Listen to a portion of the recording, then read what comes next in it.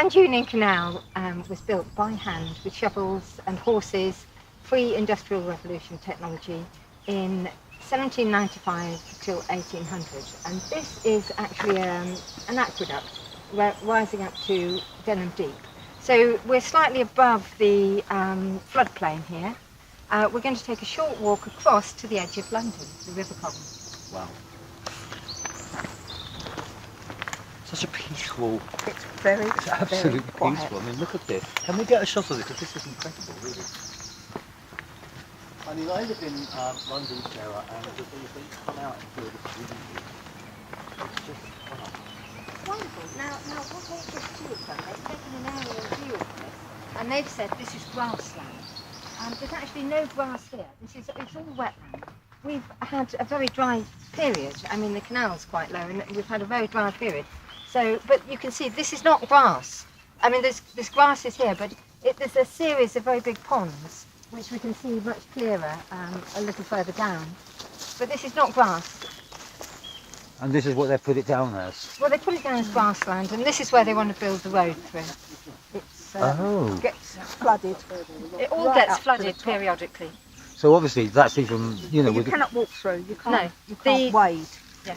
The water table is right under, very, very close under the surface here. So when we do have downpours and heavy rains, this is absolutely flooded all the way along. Now they want to take all of these trees because they want to put a temporary pylon this side of them. Temporary pylon there. A temporary pylon this side of these trees.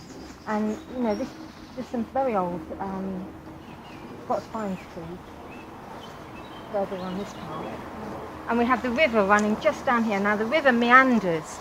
The River Colne is the edge of London. So if you come around this corner, we're on the edge of London. It's unbelievable. Oh, this is just lovely, all this sort of cover and everything. I mean, this tree's in the HS2 construction zone. It makes no sense. Ancient, well, we believe that this is 1872 because it's the same age as that little grade 2 listed bridge there. This is a tributary of the Colne, and that's the main channel. Oh, and look, you can see a tufted duck. That's a migratory wetland bird that's protected by the African Eurasian International Treaty. So that's the edge of London, the very western edge of London. The River Colne runs all the way down from the top of London down to the Thames. Yeah, where there's meadows and fields, they're going to dig ponds and put a polythene liner, not clay as it should be. They're going to put a synthetic liner and 4 great crested newts, which are a protected species, but unfortunately we don't have any. And why is that? Well, there are none in this area. There might be some in Ruislip, so if they want the fields and the ponds to have newts, they're going to have to import them from somewhere, put them in the ponds where they were not spawned, with everything else for the herons to eat and all the crows and everything else and the snakes, and doing more harm than good as far as I can see.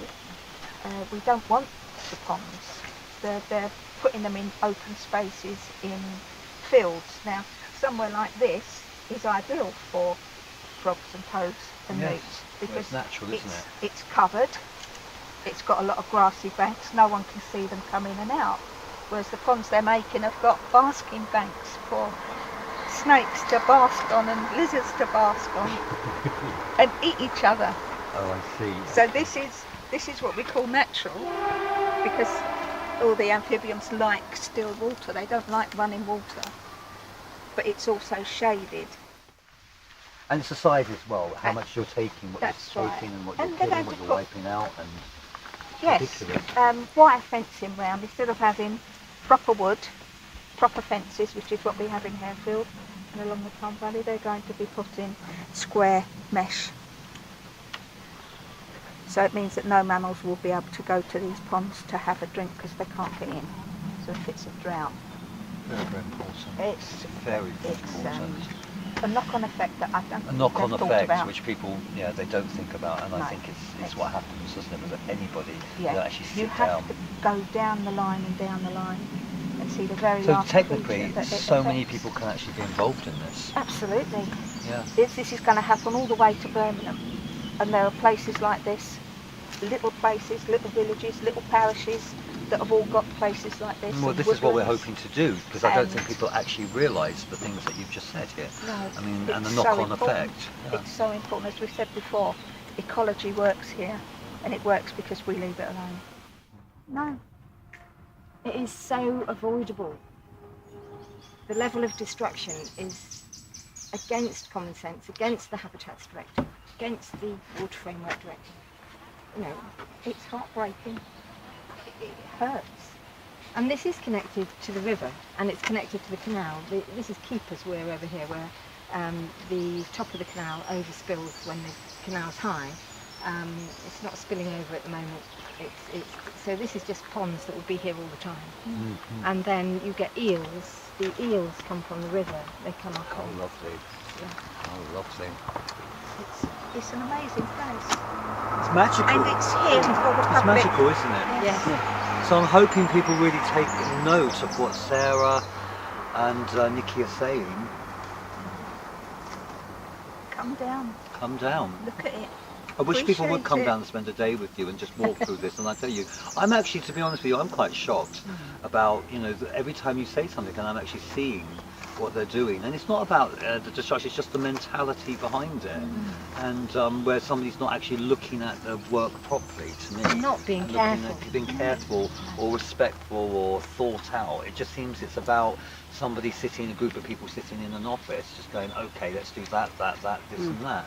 And, you know, they haven't actually, you know, thought about anything.